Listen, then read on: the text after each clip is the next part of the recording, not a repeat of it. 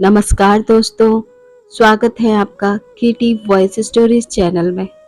दोस्तों, हमारी आज की कहानी है स्कूल के दोस्त ने मुझे। मैं सरकारी विभाग में कार्यरत थी। रहने के लिए मुझे एक मकान विभाग की तरफ से मिला था। मुझको मिला यह बड़ा सा घर और रहने के लिए मैं अकेली। 3 तो सोने के ही कमरे हैं जो लगभग बंद ही रहते हैं। एक में मैं सोती हूँ। मैंने अभी तक शादी नहीं की थी। एक बार मैं कुछ काम के सिलसिले में अपने शहर कानपुर गई थी। पूरा बचपन तो यहीं बीता था मेरा। वहीं पर विभाग की एक मीटिंग आयोजित की गई थी।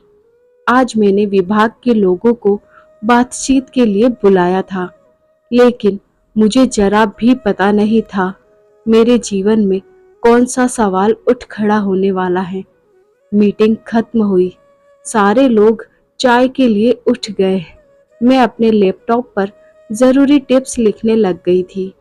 तभी मुझे लगा कोई मेरे पास खड़ा है। मैंने नजर ऊपर की। एक नजर मेरे चेहरे पर गड़ी हुई थी। आपने मुझे पहचाना नहीं? वह बोला। मैंने कहा, माफ कीजिएगा, मैं नहीं पहचान पाई। हम स्कूल में साथ थे। उस शख्स ने कहा, क्षमा करें, मेरी याददाश्त कमजोर हो गई है। स्कूल की बातें याद नहीं है। मैंने जवाब दिया, मैं अमर हूँ। याद आ रहा है। अमर नाम तो सुना सुना सा लग रहा है। एक लड़का था, दुबला पतला, शैतान। शैतान नहीं था मैं, बेहद चंचल था। वह बोला। मैं गौर से देखती हूँ, कुछ याद करने की कोशिश करती हूँ और अमर स्कूल के अन्य दोस्तों के नाम व कई घटनाएं बताता जाता है। मुझको लगा जैसे मेरा बचपन कहीं खोया झांकने लगा है। पता नहीं कब मैं अमर के साथ सहज हो गई, हंसने लगी, स्कूल की यादों में डूबने लगी। अमर की हिम्मत बढ़ी। उसने कह डाला, मैं तुम्हें नहीं भूल पाया। मैं साइलेंट लवर हूँ तुम्हारा। मैं तुमसे अब भी बेहद प्यार करता हूँ। यह क्या बकवास है? पागल हो गए हो क्या? स्कूल में ही रुक गए हो क्या? मैं आक्रोशित हो गई। हाँ, कहो पागल मुझे। मैं उस समय तुम्हें अपने प्यार के बारे में ना बता सका, पर आज मैं इस मिले मौके को नहीं गंवाना चाहता। आई लव यू रिया। तुम पहले भी सुंदर थी, अब भला की खूबसूरत हो गई हो। मैं झट वहां से उठ जाती हूँ और अपनी गाड़ी से अपने घर की ओर निकल लेती हूँ। आई लव यू मेरे कानों में, मस्तिष्क में रह रह कर गूंज रहा था। कभी यह एहसास अच्छा लगता तो कभी मैं इसे परे झटक देती। अगले दिन फोन की घंटी से मेरी नींद खुलती है। अमर का फोन था। मैं उस पर ध्यान नहीं देती। फिर घड़ी की तरफ देखती हूँ। सुबह के 6 बज गए हैं। इतनी सुबह अमर ने रिंग किया? ये सोचते हुए मैं उठकर बैठ जाती हूँ। चेहरा धोकर चाय बनाती हूँ। तभी फिर फोन की घंटी बज उठती है। हेलो। हाँ हेलो, उठ गई क्या? गुड मॉर्निंग, अमर की आवाज थी। इतने सवेरे रिंग कर दिया? मैं बोली, हाँ, क्या करूं, रात को मुझे नींद ही नहीं आई, तुम्हारे बारे में ही सोचता रहा। अमर बोला, मुझे अभी बहुत काम है, बाद में बात करती हूँ। मैंने फोन काट दिया। आधे घंटे बाद फिर अमर का फोन आया। अरे, मैं तुमसे मिलना चाहता हूँ। नहीं नहीं, मुझे नहीं मिलना है, मुझे बहुत काम है। और मैंने फोन जल्दी से रख दिया।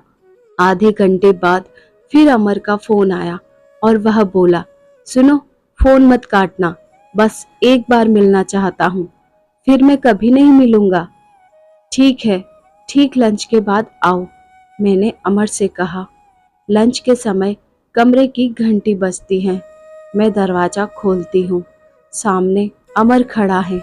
अमर बेखौफ दरवाजे के अंदर घुस जाता है और कहता है, आज भला की खूबसूरत लग रही हो रिया, मेरे इंतजार में थी ना?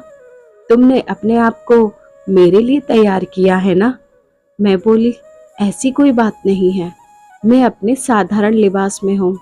मैंने कुछ भी खास नहीं पहना। अमर डाइनिंग रूम में लगी कुर्सी पर बैठ गया। मेरे अंदर बेहद हलचल मची हुई थी, पर मैं अपने आप को सहज रखने की भरपूर कोशिश में थी। मैं भी दूसरे कोने पर पड़ी कुर्सी पर बैठ गई। अमर एक बार सांसद का चुनाव लड़ चुका था, लेकिन वह हार गया था। अब वह अपने नेता होने व ऊंची पहुंच होने को छोटे मोटे कार्यों के लिए बताता है। उसके पास कई ठेके के काम हैं। बातचीत व हुलिया देखकर लग रहा था कि वह अमेरिकी जिंदगी जी रहा है। अमर की पूरी शख्सियत से मैं डरी हुई थी।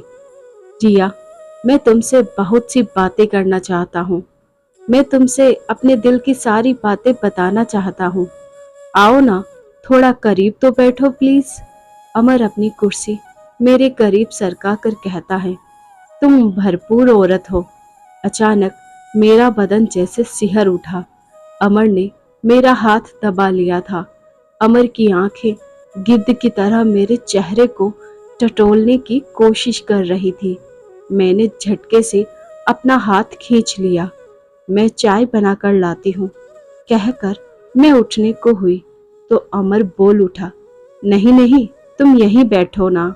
मैं पास रखी इलेक्ट्रिक केतली में चाय तैयार करने लगी। तभी मुझको अपने गले पर गर्म सांसों का एहसास हुआ। मैं थोड़ी दूर जाकर खड़ी हो गई। क्या हुआ?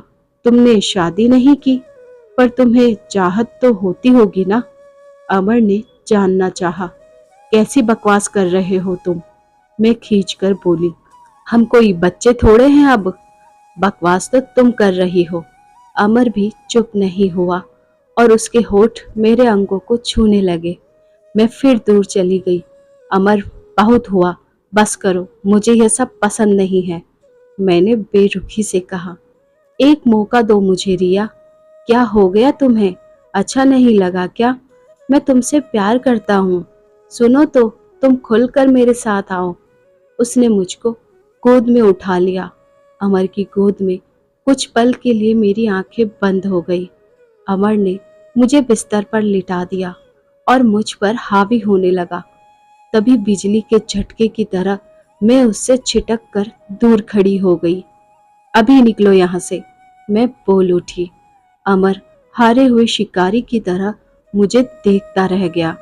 मैं बोली, मैं कह रही हूँ, तुम अभी जाओ यहाँ से। अमर ना कुछ बोला और ना वहां से गया। तो मैंने कहा, मैं यहाँ किसी तरह का हंगामा नहीं करना चाहती। तुम बस यहाँ से चले जाओ। अमर ने अपना रुमाल निकाला और चेहरे पर आए पसीने को पोंछता हुआ कुछ कहे बिना वहां से निकल गया।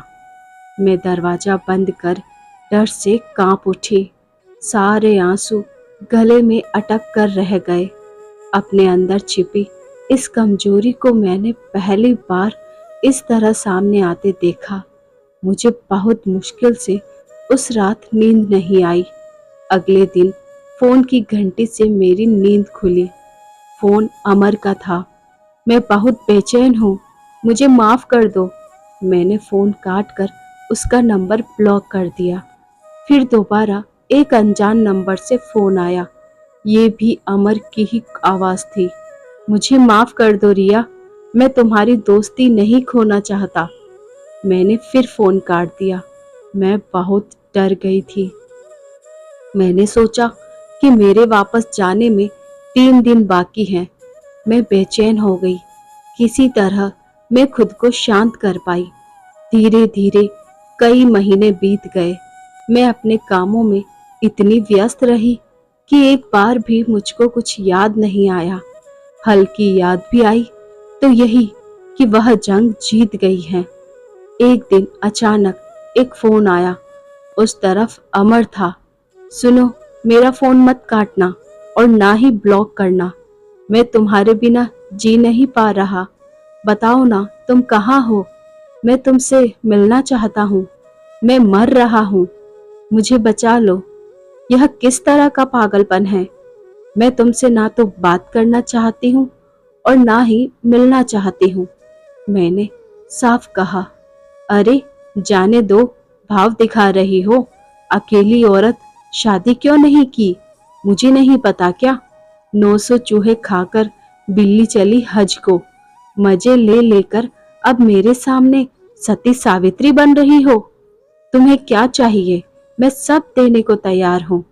अमर अपनी औकात पर उतर आया था। ऐसा लगा जैसे किसी ने खोलता लावा मेरे कानों में उड़ेल दिया हो।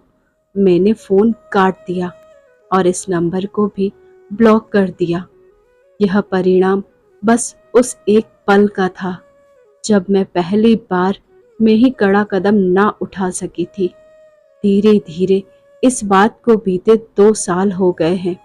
एक रात अचानक मेरी नींद खुली। मैंने एक बुरा सपना देखा था। अचानक मेरी आंखें खुलती हैं। ऊपर छत की तरफ देखती हुई मैं गहरी सांस लेती हूँ। मैं आहिस्ता से उठती हूँ। सिरहाने पर रखी पानी की बोतल से कुछ घूंट अपने सूखे गले में डालती हूँ। आंखें बंद करके मैं पानी को गले से ऐसे नीचे उतारती हूँ जैसे उन सब बातों को अपने अंदर समा लेना चाहती हूँ, पर ये हो नहीं पा रहा था। मैं जाग जाती हूँ। सपने को दोबारा सोचकर मैं फिर बोतल से पानी की घूंट अपने हलक से उतारती हूँ। अब मुझे नींद नहीं आ रही थी। मैं उठकर बाहर कमरे में आ जाती हूँ। बड़ी सी पूरे शीशे की खिड़की पर से पर्दा सरका देती हूँ। दूर दूर तक अंधेरा था। आते में रोशनी करते बल्ब से बाहर दृश्य धुंधला सा दिख रहा था। अभी अभी बारिश रुकी थी। मैं उस बात को सोचने लगी। अमर का फोन फिर कभी नहीं आया।